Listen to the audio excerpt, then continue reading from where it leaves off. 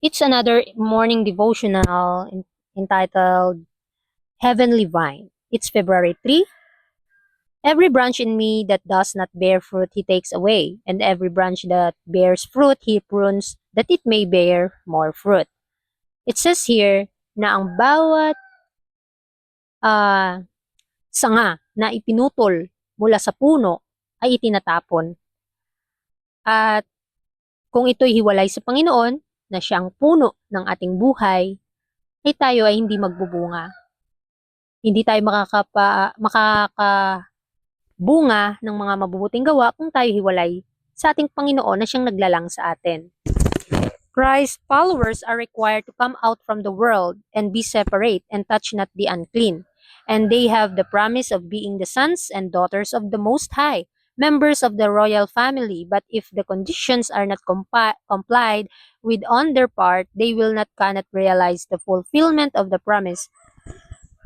A profession of Christianity is nothing in the sight of God, but through humble, willing obedience to His requirements designates the children of His adoption, the recipient of His grace, the partakers of His great salvation. Such will be peculiar, a spectacle unto the world, to angels, and to human beings. Their peculiar, holy character will be discernible and will distinctly separate them from the world, from its affections and lust.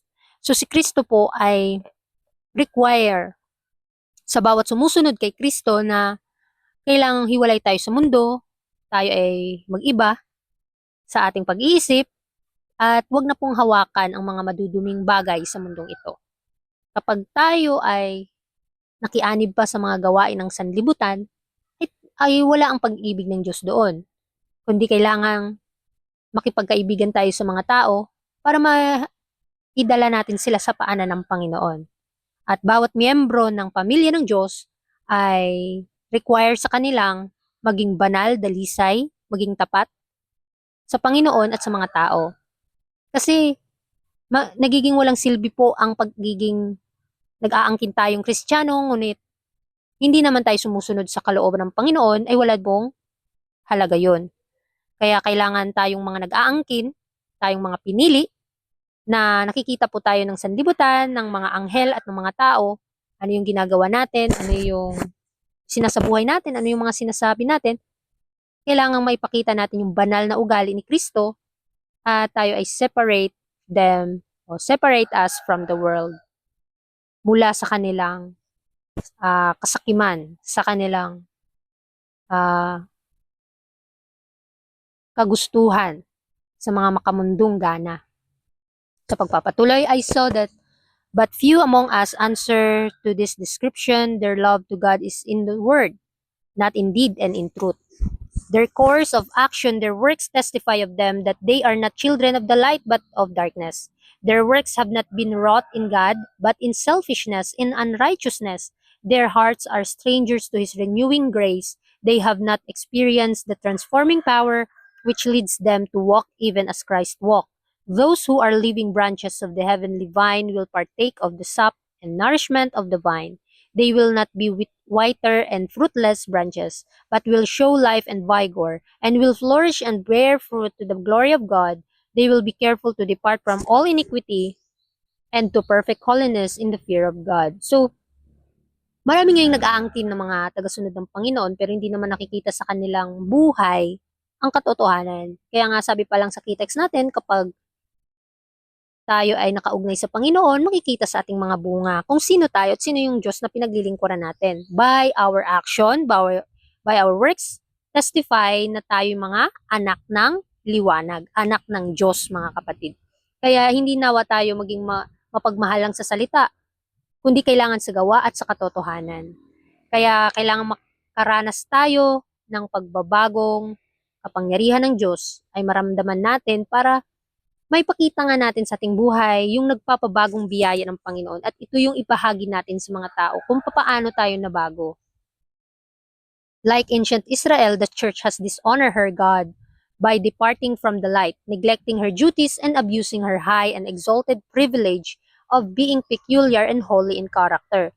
Her members have violated their covenant to live for God and Him only. So gaya ng mga nakaraang Israel, itong iglesia na naging bayan ng Diyos ay tinakwil po ang kalooban ng Diyos at sumamba sa Diyos-Diyosan, sila po ay umalis at kanila pong tinakwil ang kalooban ng Panginoon, kanila pong pinabayaan ang kanilang mga tungkulin sa gawaing iniaata sa kanila at ang bawat pribilehiyo na binigay sa kanila ng Panginoon upang mapabanal ang kanilang ugali ay hindi na nabago, ay hindi na nila nakamit.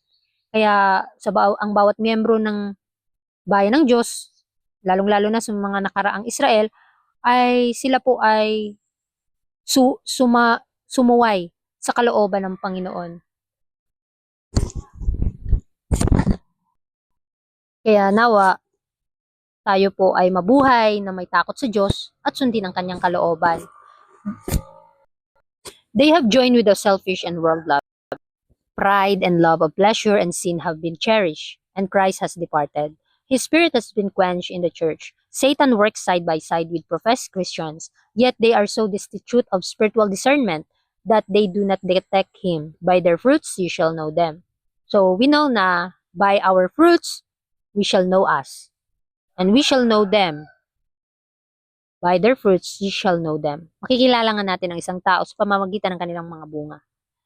At napakadami ngayon sa buhay natin dito sa mundong ito na nawawala na po ang espiritu ng Diyos dahil punong-puno na ng pride, nagmamahal sa makamundong bagay, mga sakim, mga mas minamahal pa nila ang kanilang sarili kaysa sa Panginoon. At ito po'y umaapaw sa sanlibutan ito.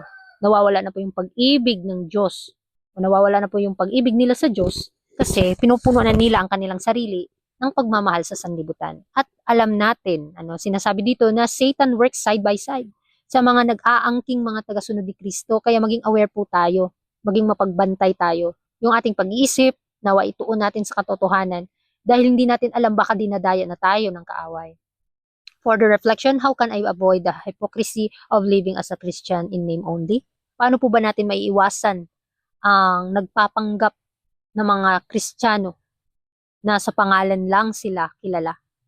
Pero sa buhay nila, sa ugali, hindi nila ipinapakita ang tunay na Kristiyano. Hindi nila pinapakita yung tunay na ugali ni Kristo. Kaya sa buhay natin, kailangang mapanatili si Kristo sa puso natin para ito yung may pakita nga natin sa ating mga gawa, sa ating mga salita, sa ating mga motibo, sa ating mga puso. Kasi dito naman tumitingin ang Panginoon. Kaya napakaganda po ng ating pag-aaral ngayon kasi sa bawat pag-aaral na ito, dito natin marirealize kung gaano tayo minamahal ng Diyos at kung gaano niya tayo pinagtatanggol at binabago especially.